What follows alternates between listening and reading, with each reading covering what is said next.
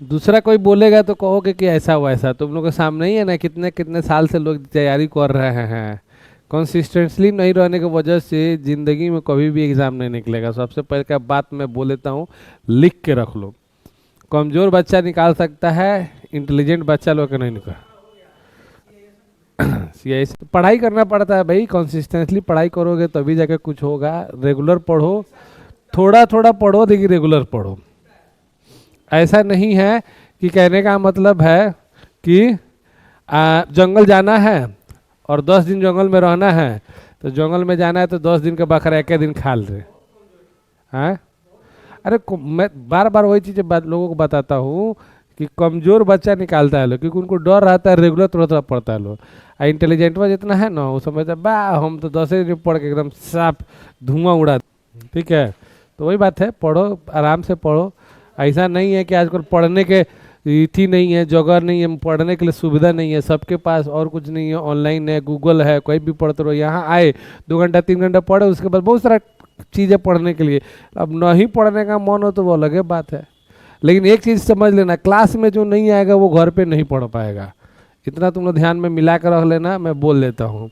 सोचेगा कि चलो क्लास नहीं जाते घर में पढ़ लेते हैं, पढ़ाई होता है रे, नहीं होता है। सोचते रह जाएगा यार थोड़ा देर बाद पढ़ेंगे, कल पढ़ेंगे, परसों पढ़े। हाँ ठीक है, चलिए भाई देखो, अमेरिका आजकल फॉर्म में है। ठीक है, तो अमेरिका फॉर्म में है, उसमें भी सबसे ज़्यादा फॉर्म में है ये डोनाल्ड ट्रंप। ट्रंप जी आजकल बहुत ज़्यादा फॉर्म में है और चारों तरफ पूरे वर्ल्ड में ट्रंप के ही चर्चा हो रही है। देखो अभी हुआ क्या था हाल फिलहाल में, अभी आप लोग को बता देते हैं। ईरान आप लोग जानते हो, ठीक है ना, ईरान की राजधानी कहाँ है, तेहरान है। ठीक है, ईरान में जो सरकार है उसको तख्ता पलट करवाने की कोशिश किए थे भाई ये ट्रंप साहब, मतलब अमेरिका ने तख्ता पलट होता है कि वो सरकार को हटा के दूसरी सरकार वहाँ पे क्या किया जाए, बैठा दिया जाए, बना दिया जाए। मतलब जो अभी वहाँ का राष्ट्रपति है उनको चेंज करके दूसरा राष्ट्रपति बना दिया जाए। क्यों? क्योंकि वो राष्ट्रपति जो है ना, वो अमेरिका के साथ वो अच्छा रिश्ता नहीं रख रहा है, इसलिए क्या करते हैं, तख्ता पलट करवा देते हैं। अमेरिका हमेशा ऐसा करता है। पाकिस्तान में आप देखोगे तो उसके पहले कौन थे, इमरान खान थे। इमरान खान का भी अमेरिका के साथ जमता नहीं था, तो इमरान खान को भी क्या कर दिया, तख्ता पलट करवा के बेचारा 3 साल से इमरान खान क्या है, जेल में है। ठीक है, नहीं जेल में है। जो प्रधानमंत्री था उसको 3 साल से उसने जेल में रखा है, उसके ऊपर चार्जर लगा दिया था कि जो भी इसको मतलब अवार्ड वगैरह जो देश को मिलते थे ना, इसने बेच के वो पैसा बना लिया, इसके एवज में उसको क्या कर दिया, लो जेल में डाल दिया। 3 साल से वहाँ पे जेल में है। थोड़ी दिन पहले 1 साल पहले आप लोग देखोगे बांग्लादेश में हुआ था। बांग्लादेश में शेख हसीना थी, वहाँ की कौन थी, शेख हसीना थी। ठीक है, शेख हसीना को क्या कर दिया, वहाँ से उसको अमेरिका ने हटवा के वहाँ पे दूसरे, ठीक है, यूसुफ को बैठा दिया लो वहाँ पे। तो ये अमेरिका देखता है कि जहाँ से जो कंट्री हमारे काम नहीं आ रहा है ना, जो हमारा मदद नहीं कर रहा है, वहाँ पे क्या करता है, वो अपने पैसा से ताकत से क्या करता है, तख्ता पलट करवा देता है। तो यही काम हुआ यहाँ पे। अमेरिका ने बोला कि ये जानते कर, तो ईरान पे अटैक किया था इजराइल ने, ठीक है ना, तो ईरान और इजराइल के साथ 36 का आंकड़ा चलता है, उनमें जमता नहीं है, मतलब विरोधी है ईरान और इजराइल। ठीक है, तो इसलिए अब वर्ल्ड का पॉलिटिक्स है भाई, सब चलता है किस चीज पे, फायदे पे। ना इसमें दुनिया में ना कोई किसी का दोस्त है और ना कोई किसी का दुश्मन है, वक्त के हिसाब से सब क्या है। अच्छा अब देखो, इजराइल है, इजराइल का दुश्मन देखोगे तो इजराइल का दुश्मन मतलब इजराइल का पाकिस्तान के साथ नहीं जमता है। किसके साथ नहीं जमता है, पाकिस्तान के साथ नहीं जमता है। ठीक है, और अमेरिका का पाकिस्तान के साथ खूब जमता है। किसके साथ जमता है, पाकिस्तान के साथ। जमता क्या है, मतलब अपने फायदे के लिए यूज करता है। अब पाकिस्तान को मान लो कि ईरान के ऊपर अटैक करना है, ईरान के ऊपर अटैक करना है, तो कहाँ से अटैक करेगा, कौन सा एयरबेस यूज करेगा, तो पाकिस्तान के कहेगा चला अब तुम अपना एयरबेस दे दो, अब तुम्हारे देश से होते हुए क्या करेंगे, ईरान के ऊपर अटैक करेंगे। ये पाकिस्तान को एक्चुअली वो यूज करता है, कौन, अमेरिका यूज करता है। ठीक है, वही चीज़ें बता रहा था। तो इजराइल और पाकिस्तान का जमता नहीं है, यूएसए का पाकिस्तान के साथ जमता है, और यूएसए का पकिया दोस्त कौन है, इजराइल है। तो इजराइल का दुश्मन यूएसए का भी दुश्मन होना चाहिए कि नहीं होना चाहिए? नहीं, लेकिन वो फायदे के हिसाब से काम चलता है। समझ में आ रहा है कि नहीं आ रहा है? तो वही चीजें है। तो वैसे ही सब वही बात है, मैं बोला ना, अमेरिका सीधा बोल चुका है। अमेरिका का जो बड़े बड़े वहाँ पे ज्ञानी है ना, वो सीधा बोलते हैं कि अमेरिका परमानेंट न किसी का दोस्त है, न परमानेंट किसी का दुश्मन है। और ये भी बोला था अमेरिका का दोस्त दुश्मन होना ठीक है, लेकिन दोस्त होना सबसे खतरनाक है। ठीक है, तो ये ध्यान रखो। तो अमेरिका तो वही चीजें अब काम करने के चाहा किसके लिए? ईरान में तख्ता पलट करवाने के चाहा। वहां पे क्या हुआ, हो अल्लाह हुआ, लोगों ने प्रोटेस्ट किया। ठीक है ना, प्रोटेस्ट किया मतलब हड़ताल वगैरह किया। तो वहां पे लोगों के जो राष्ट्रपति था ना, वहां के पुलिस ने उनको पकड़ के, और बहुत सारे लोग वहां पे मारे भी गए, और उनको पकड़ के जेल में डाल दिया और फांसी उसी सुनाने की सजा किया। इसी पर गुस्सा होके अमेरिका के जो राष्ट्रपति थे, इन्होंने बोला कि अब ईरान पर क्या करेंगे, हम हमला करेंगे। क्या करेंगे?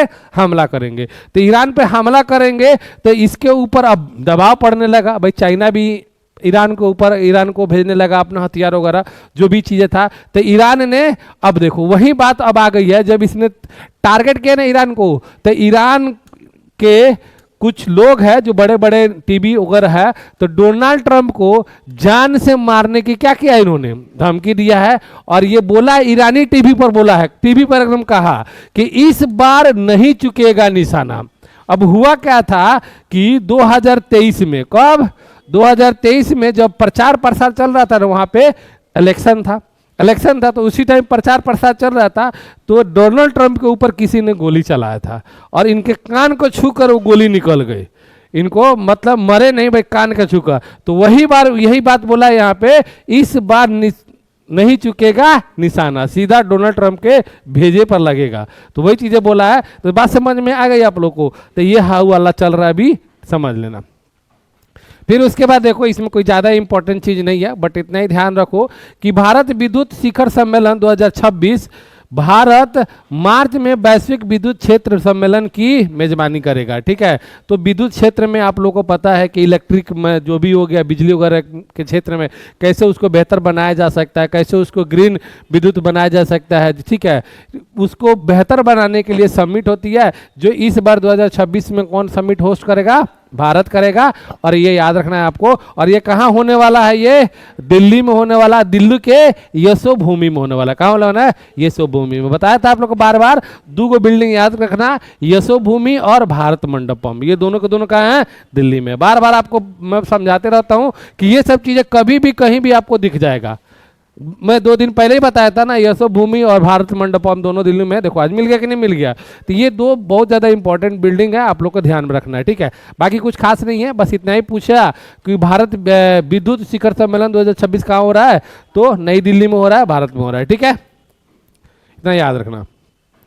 अब देख लो यहाँ पे वही चीज़ें यहाँ पे बोल रहा है, भारत इलेक्ट्रिसिटी समिट 2026 जो भी होने वाला है, तो आप लोग को सारी चीज़ें आपको 19 से 22 मार्च तक होने वाली है। यशोभूमि द्वारिका नई दिल्ली में होने वाला है। ठीक है, अगला देखो यहाँ पे आंध्र प्रदेश काकीनाडा में विश्व की सबसे बड़ी हरित अमोनिया परियोजना की मेजबानी करेगा। हरित अमोनिया जानते हो, जिसमें कार्बनिक यौगिक क्या हो, कार्बनिक वगैरह कम हो, उसका यहाँ पे क्या करेगा? मेजबानी करेगा ग्रीन अमोनिया। अब देखो अमोनिया से क्या होता है ना, जो भी खादर वगैरह बनता है ना, यूरिया वगैरह बनता है, तो उसमें क्या हो जाता है? मिलाया जाता है। पहले क्या होता था, तुम लोग देखते थे ना कि शराब वगैरह बनता था तो यूरिया मिलाया जाता नहीं मिलाता था।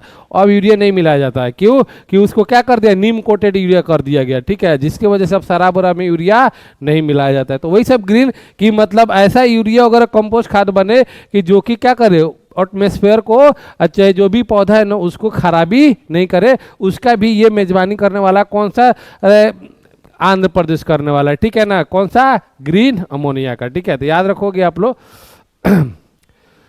MS धोनी को पुणे ग्रैंड टूर 2026 के लिए सद्भावना राजदूत नियुक्त किया गया है। ठीक है, तो सद्भावना राजदूत, ठीक है, ये ध्यान रखना, सद्भावना राजदूत किसके नियुक्त किया गया है? MS धोनी को। ठीक है, पुणे ग्रैंड टूर 2026 का। तो याद रखना यहाँ पे, भारत पुणे ग्रैंड टूर 2026 के साथ वैश्विक पेशेवर साइकिलिंग जगत में ऐतिहासिक प्रवेश करने जा रहा है। इस आयोजन में 4 चांद लगाते हुए भारतीय क्रिकेट टीम के पूर्व कप्तान MS धोनी को सद्भावना राजदूत नियुक्त किया गया है। ठीक है, तो याद रखना आप लोग को 5 दिवसीय अंतर्राष्ट्रीय रोड साइकिलिंग प्रतियोगिता 19 से लेकर 23-24-2026 तक पुणे में आयोजित की जाएगी, जो क्रिकेट के अलावा भारतीय खेलों के लिए एक मील का पत्थर साबित होगी। तो कुछ पॉइंट था, कुछ ज़्यादा खास इंपॉर्टेंट नहीं था, आप लोग को थोड़ा सा ध्यान रखना है इसमें। ठीक है, ये मैंने बता दिया, खत्म।